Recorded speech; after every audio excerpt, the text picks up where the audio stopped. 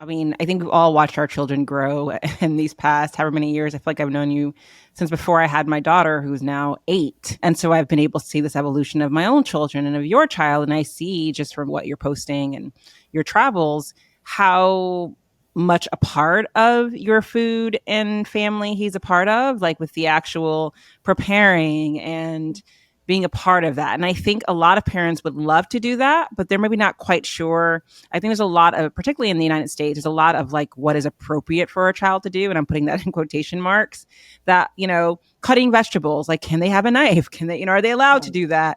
How much do you have them be a part of? And I think you've done a great job of that. Are there any tips that you would give parents who are kind of like, I really want my children to be a part of family meals and making the food? How did you integrate him into that, and what kind of tips would you give? I would say being in tune with his interest to food was really the first thing. So even from he was 4 months old and he was staring at us with big eyes when we would be eating, but it all started with our joy of eating and cooking. And sometimes that starts with some self-care, right? Because when new moms, especially, and new parents, it's hard. Sometimes you want to get the meal over with, you're tired. So I think some self-care or finding joy or some bucket filling in the cooking process, in the eating process, in the meal process, as opposed to it being a chore. I think that's already a mental shift that helps a lot for our kids and as a model too, right? And then I would get super excited. I get giddy about, oh, we're going to try this new recipe.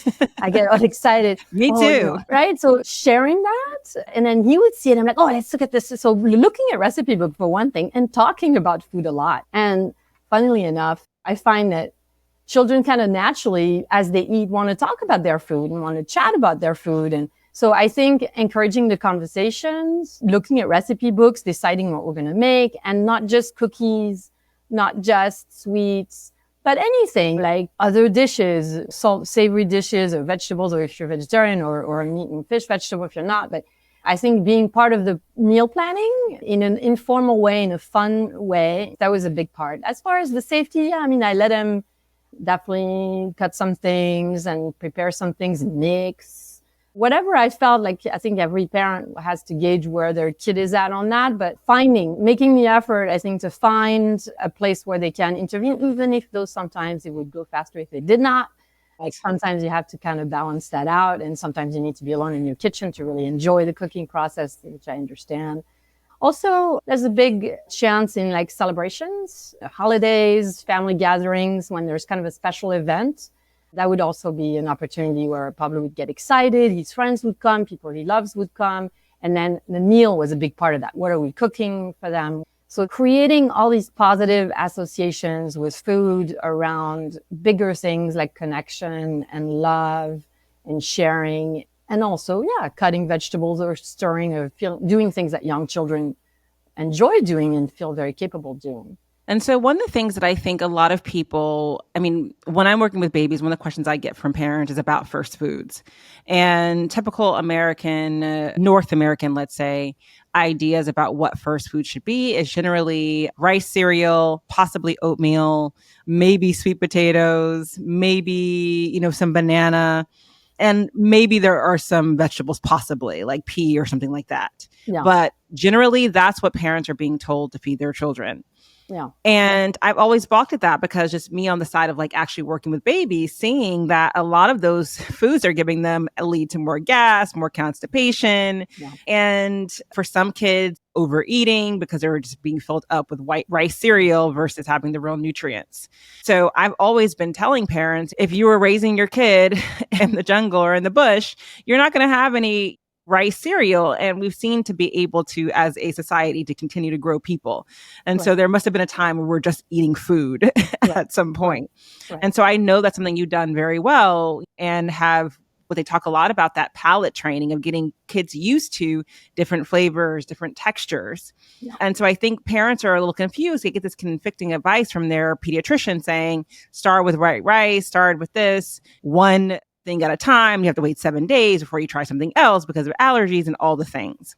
Yeah. And so it's a little bit going out on a limb or possibly being a little bit of a rebel if you decide that I'm not going to do what's conventional and I'm just going to feed my child food somehow has become revolutionary. Did you ever have that struggle of like doctors or whoever telling you that Pablo should be eating, blank thing? And you're like, I'm just kind of going to feed him this food. Did you ever have that kind of? I can't remember because I just took it on my own. I'm like, I had this plan from the beginning. I was like, okay, it's going to be leeks, lettuce, green beans. Like I had this whole mapped out for myself. So I didn't really pay much attention to what they were telling me. But when I was thinking like, okay, I want to develop all these flavors. And I remember reading also that we say that they have a pre-existing taste for sweets, but they also have a pre-existing taste for umami flavor. I remember reading that, like in the womb, there's some umami. I actually started this when Pablo was in the womb. I fed myself things that I wanted to develop. So went way back. And I went again, doctor's order on that. I did raw cheese and things like that. Not that I'm recommending that, but that was my personal choice.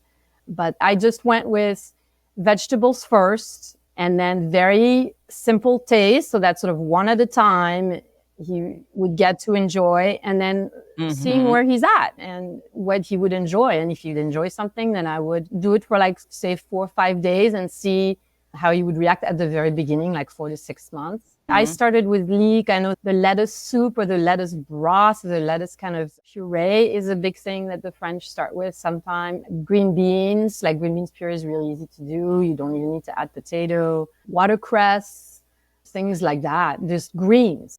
So no one has ever thought, I'm telling you, this is the first time that all these parents have ever heard they should give their kid watercress. I guarantee. It's worked. It's great. That was my childhood. My mom watercress soup was my childhood. Like so much of that is fed like by, my own childhood memories of loving what I used to call the green soup and then transferring that over. So each culture has things like that they can transfer over. It's a generational kind of gift onto, it's just much bigger than food. It's bigger than the ingredient, I should say.